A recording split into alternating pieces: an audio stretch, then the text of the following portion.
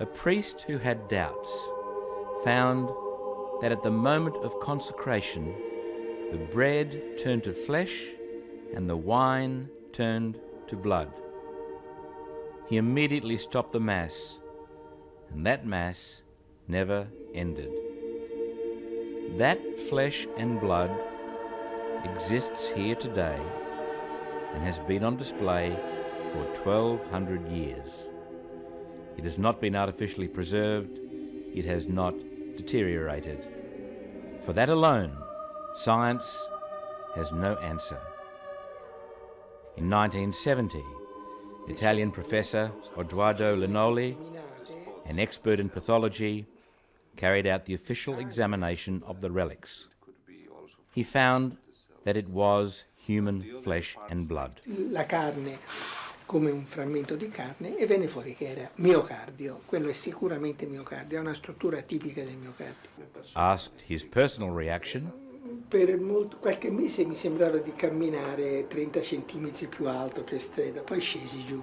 in giving the Church's imprimatur to Linoli's report, Archbishop Enzio D'Antonio said that science had given a certain, thorough response to the authenticity of the Eucharistic miracle of Lanciano.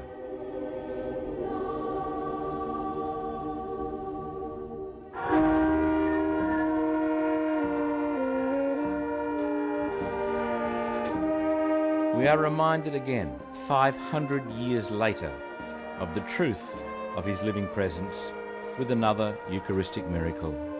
And every year, on the Feast of Corpus Christi, the people of Orvieto in Italy celebrate this miracle in procession. In the 13th century, another priest had doubts as he was consecrating the host.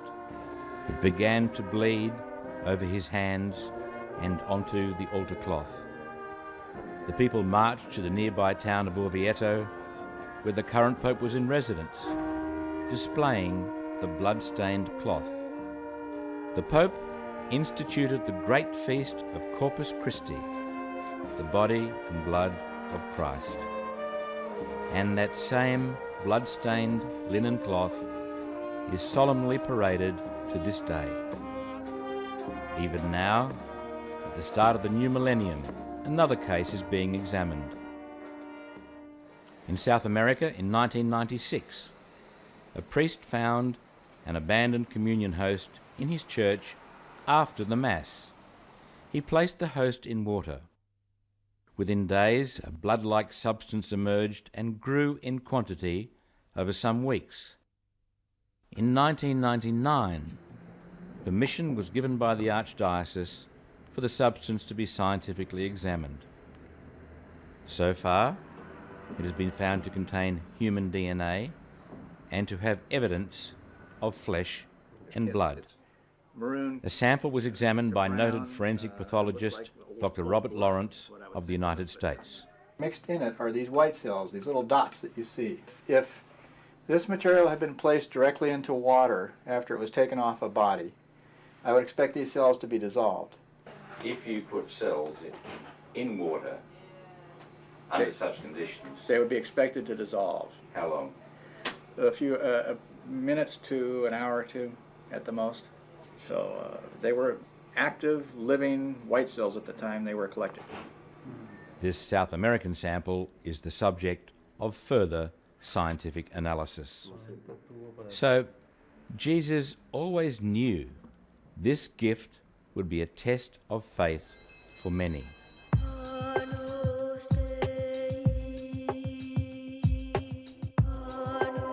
Let's now go back to where it started, the most important meal in history, the Last Supper. It was the feast of the Jewish Passover. Jesus and his apostles prepared it well, Jesus sending two of his favourites, Peter and John, to the synagogue to obtain a sacrificed lamb which would be eaten that night. Only Jesus knew what lay ahead of him that night and the following day. But his apostles must have known that this night was different from any other. Jesus told them that one of the 12 would betray him. Even Peter was told that he would deny Jesus 3 times before dawn.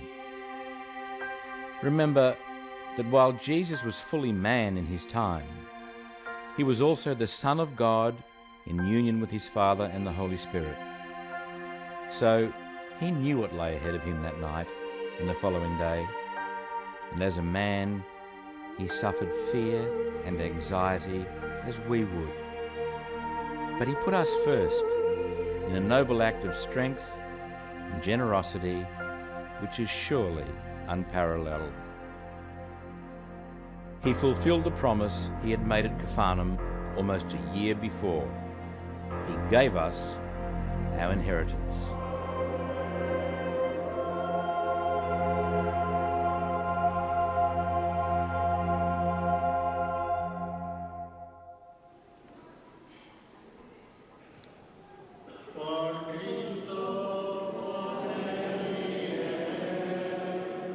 To his church and each member of it, he bequeathed not earthly wealth, but a legacy such as only God could make, the gift of his very own living self. His words could not have been more clear. This is bread. I am going to change it into my body. This is wine. I am going to change it into my blood. This body is truly the body which shall be crucified.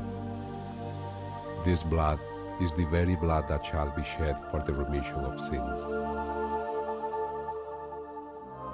This was the institution of the Holy Eucharist. As often as you eat this flesh and drink this cup, you do so in memory of me. What Jesus was giving us was the supreme offering on earth which would glorify God in all his majesty. It was designed as the first devotion and the essence of Christian practice. The most excellent way of coming to me is through Holy Communion. As men receive communion, they get to know me more intimately and listen from the depths of their hearts to my supreme teachings. There are no words to describe the privilege I grant you in Holy Communion. As the concept of the reality of his flesh and blood proves difficult to many, so too does the concept of the living Jesus actually being present. Today as yesterday, I am alive. I am true food and absolute consolation for men. In each host is the miracle and the mystery of my infinite love, the mercy of God towards his creature.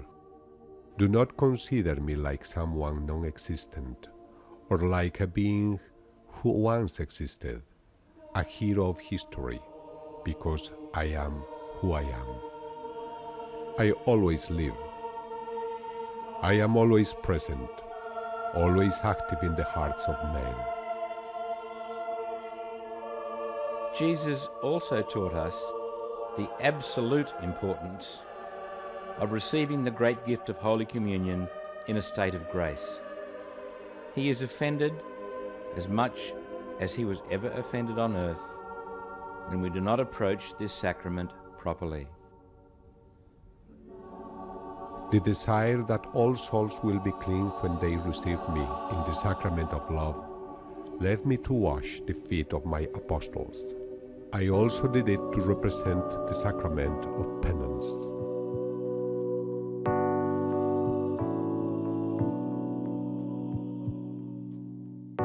Do we not profane his divinity when we see the host as a mere symbol of Christ's body and not the reality of his presence? In the same way, the Mass is not only a reminder of the sacrifice of Calvary, the Mass makes present and active again that great and has been on display for 1200 years. It has not been artificially preserved, it has not deteriorated. For that alone, science has no answer. In 1970, Italian professor Edoardo Linoli, an expert in pathology, carried out the official examination of the relics. He found that it was human flesh and blood. La carne come un frammento di carne e venne fuori che era miocardio. Quello è sicuramente miocardio, ha una struttura tipica del miocardio.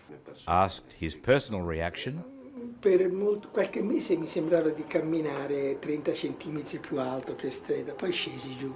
a priest who had doubts found that at the moment of consecration the bread turned to flesh and the wine turned to blood. He immediately stopped the Mass, and that Mass never ended. That flesh and blood exists here today. In giving the Church's imprimatur to Linoli's report, Archbishop Enzio D'Antonio said that science had given a certain, thorough response to the authenticity of the Eucharistic miracle of Lanciano.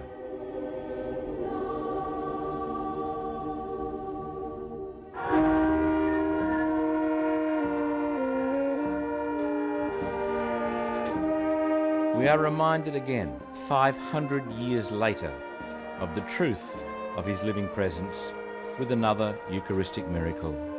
And every year, on the Feast of Corpus Christi, the people of Orvieto in Italy celebrate this miracle in procession.